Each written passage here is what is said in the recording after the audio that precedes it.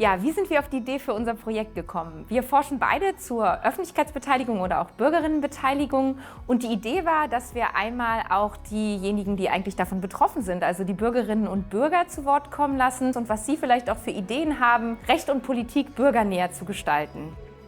Und unser besonderer Dreh dabei ist, dass wir Sie vorher rechten Politik erleben lassen. Was halten Sie von rechten Politik? Was denken Sie? Und die Kernidee ist, dass wir unsere Bürgerinnen und Bürger in die Schuhe der Entscheiderinnen und Entscheider stellen und auch schon zu wecken die Sichtweise, wie schwierig es eigentlich ist. Erfahrung, die ich bei der Simulation bislang, wir sind mittendrin, schon gemacht habe, ist, dass es doch sehr schwierig ist, einen Konsens zu finden. Wir haben 27 Mitgliedsländer, wir haben eine Kommission, dann haben wir das Europäische Parlament, das diesen Vorschlag in die eine Richtung ändert.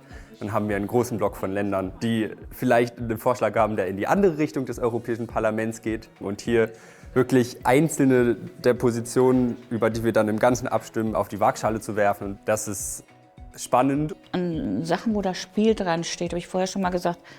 Und das hat ja funktioniert, dass die Spiellaune bei mir durchkommt.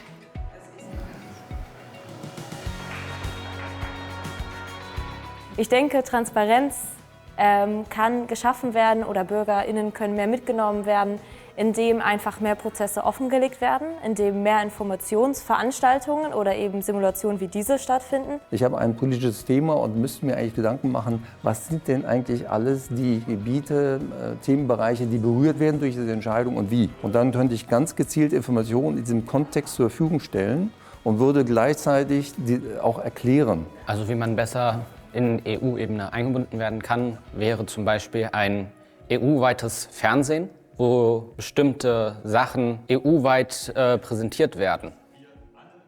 Ich finde, gerade bei der jungen Generation ist es wichtig, weil da hat sich eben eine Distanz eben zu politischen Sachen entwickelt. Und da ist es eben sehr wichtig, durch Programme, durch Simulation, dort einfach irgendwie eine Nähe zu schaffen. Für mich hat sich heute in den Verhandlungen gezeigt, dass Demokratisierung wichtig ist, über die Schaffung einer EU-Öffentlichkeit, EU-Medien, eine Stärkung des Parlaments und vielleicht andere Demokratiemethoden. Bei der Klimawende ist es natürlich ganz wichtig, dass die Bürgerinnen und Bürger mitmachen. Und dafür ist es wichtig, dass sie auch akzeptieren, dass nicht alle Entscheidungen einfach sind und dass es auch Kompromisse gibt.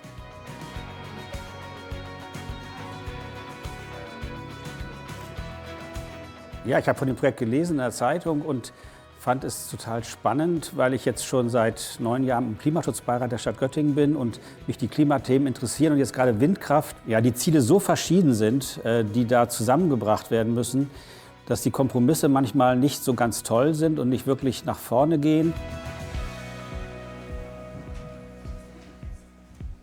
Die Gerichtssimulationen, wir hatten ja jetzt eine viel, viel kürzere Zeit, als es in echt der Fall ist. Aber jetzt hat man schon gemerkt, eigentlich haben wir viel zu wenig Zeit. Und dadurch kann man jetzt vielleicht auch verstehen, warum dauern Gerichtsurteile, warum dauern Entscheidungen einfach so lange, weil einfach so viele Sachen in der Realität dann auch einbezogen werden müssen. Es gibt ja Bürgerbeteiligung, aber das ist für viele ein ganz fremder Begriff und viele trauen sich nicht. Und deswegen würde ich sehr dafür plädieren, dass dieses Rechtliche, dieses Juristische aus dieser Abgeschiedenheit an die Öffentlichkeit kommt. Um Bürger und Bürgerinnen besser einzubinden, wäre es schön, wenn es eine Art Reflexion von Gerichtsurteilen gäbe.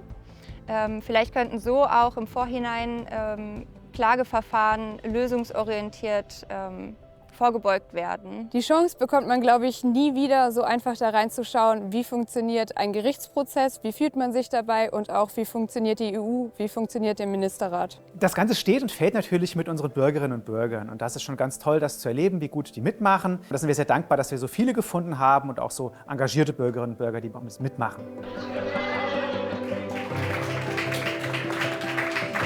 Also es macht viel Spaß und das liegt natürlich auch daran, dass wir ein wunderbares Team haben von Mitarbeiterinnen und Mitarbeitern, die uns ganz tatkräftig unterstützen.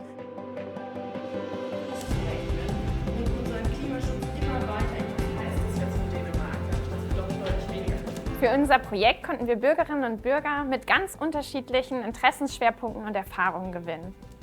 Aus dem Projekt heraus ist dann ein Impulspapier entstanden und die Vielfältigkeit der Erfahrungen, der Ideen und Vorschläge von unseren Teilnehmenden, das spiegelt sich jetzt in diesem Impulspapier wider.